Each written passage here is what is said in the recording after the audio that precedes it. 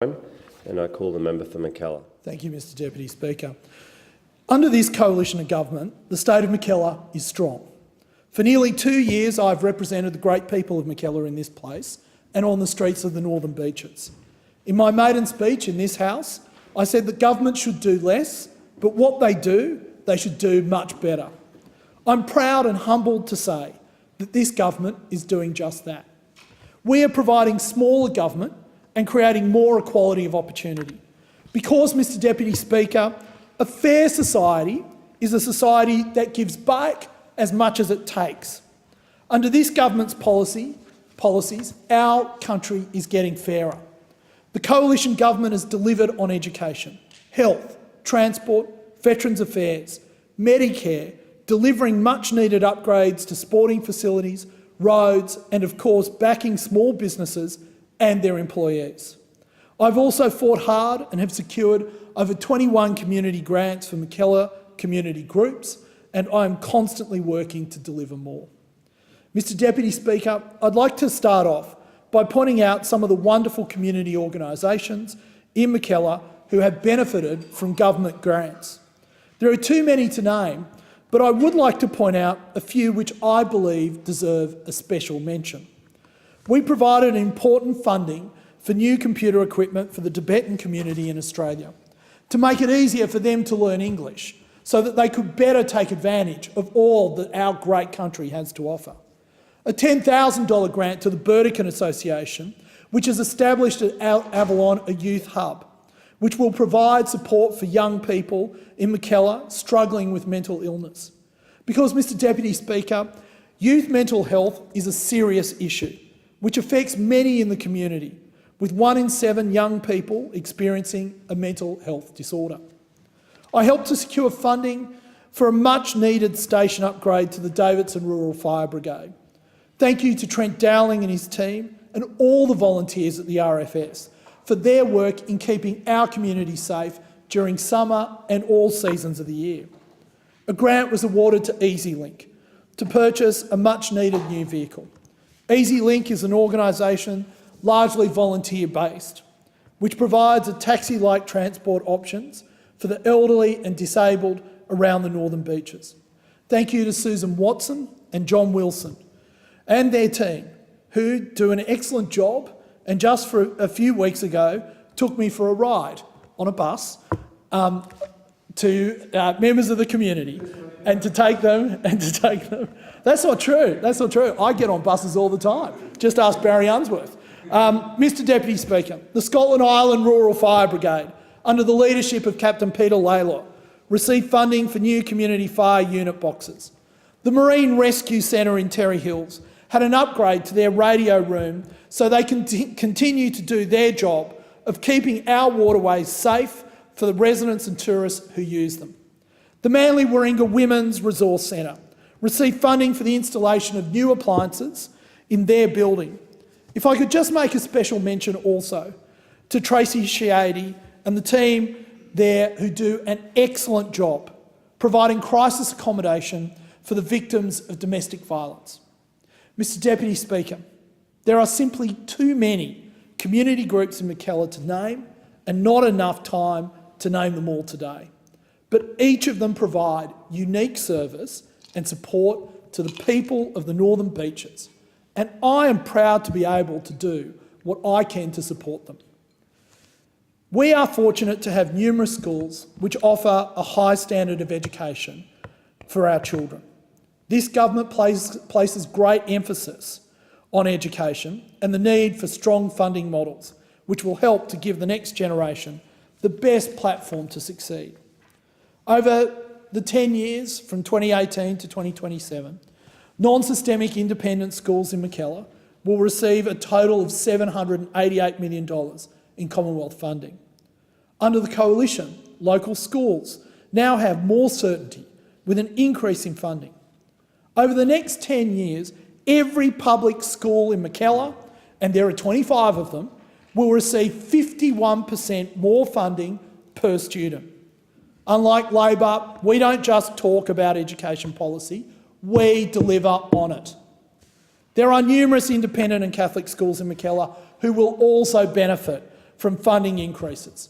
Pittwater House students will benefit from a funding increase of over 11% between 2018 and 2021, so that under the leadership of Dr Nancy Hillier, those students can continue to receive one of the highest standards of education in the world. I'd also like to make special mention of a few principals who I have met with and toured their schools recently. These principals are just some of the most excellent school leaders in Mackellar who are consistently delivering outstanding results for their students. Mrs Lisa Martin of Eleanora Heights Public School, Dr Peter Downey, who was just here last night, of Oxford Falls Grammar, Mrs Jodie Honig of the Sydney Japanese School, as well as Mrs Susan Tickle of Narrabeen Lakes Public School. I was also fortunate to attend a play they held there a few weeks ago, so thank you to Susan and the students for having me along. I also look forward to meeting with the school captains of all the senior schools in Mackellar in a couple of weeks to discuss politics and how we current crop of politicians can continue to engage with the next generation of leaders. Mr Deputy Speaker, as someone who started his own small business many years ago, I understand the daily pressures and stresses of a small business owner, and so does this government. In Mackellar, there are over 23,000 small and medium-sized businesses which employ locally and support the local economy. Over the past few years, I've held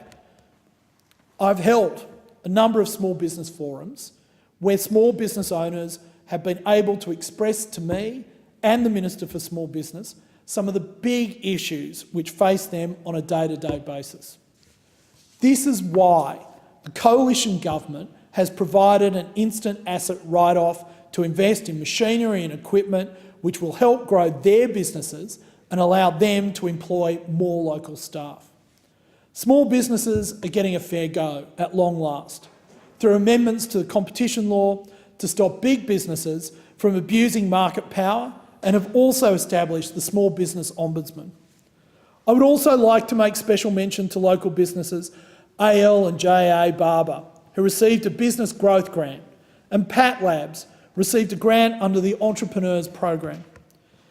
This government's initiative to keep defence industry manufacturing here in Australia and not overseas has seen local businesses thrive, including HI Fraser, based in my electorate. HI Fraser is a hydraulics engineering firm who have recently won a multi-million-dollar contract to supply parts to the F-35 Joint Strike Fighter. Based in Warriewood under the leadership of Managing Director Chris Williams, this contract will allow them to employ more people and further support Australia's economy and defence capabilities, while also adding to our R&D expenditure in this country and making us the smart economy of Asia. Another defence contractor in Mackellar is Incat Crowther, who is now also supplying the waterproofing seals for Australia's submarines. This is a very important thing, Mr Deputy Speaker, because it is important that submarines remain waterproof. So keep up the good work with Incat Crowther. I look forward to introducing you to Minister Pyne when he visits in a few weeks. Mr Deputy Speaker, this government is also providing the energy security that Labor failed to provide. This government is building Snowy Hydro 2.0, creating 5,000 jobs and providing cheaper, more reliable energy to the people of Mackellar. This government is also giving Australian consumers priority access to our natural gas before it is exported, ensuring Australians no longer have to settle for the leftovers at inflated prices. Mr Deputy Speaker, Mackellar is finally gaining access to the NBN. Under Labor, only 6 premises were connected, but today I'm proud to stand here and say that over 20,000 homes have been connected and another 17,000 are under construction, and all the homes will be ready for service by 2020. This is an extraordinary outcome when you consider where we started. The NBN isn't perfect. I don't need to tell anyone in this chamber that. And the truth be told, it's not a policy the Liberals desired. but we inherited a mess, a monumental mess from a party that excels at monumental messes. And now the NBN will be delivered sooner and cheaper. If Labor's fibre to the premises fantasy had gone ahead, it would have cost $30 billion more and taken up to 8 years longer in comparison to this government's far more efficient alternative. In 2013, then Prime Minister Tony Abbott set the goal of creating 1 million jobs. We have achieved that goal in the last week. Like most things this government does, we have done it ahead of schedule. Because we on this side believe that the best form of welfare is a job, so rather than handing out money to people, we are creating jobs for them and their families. A record $75 billion investment in infrastructure over the next decade in major highway upgrades, congestion-busting roads, public transport rail projects, inland rail, improved local roads and a new airport has also benefited Mackellar. This government co-funded the new and much-needed Frenchs Forest Hospital.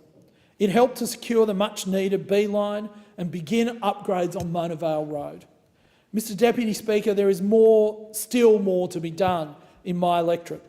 The people I represent deserve a government that provides equal opportunity and that always operates in the most efficient way possible, and that is what I will continue to advocate for this place, and I look forward to continuing to work with the Prime Minister and my parliamentary colleagues to further push for smaller government, individual liberty, lower taxes and the government services people need.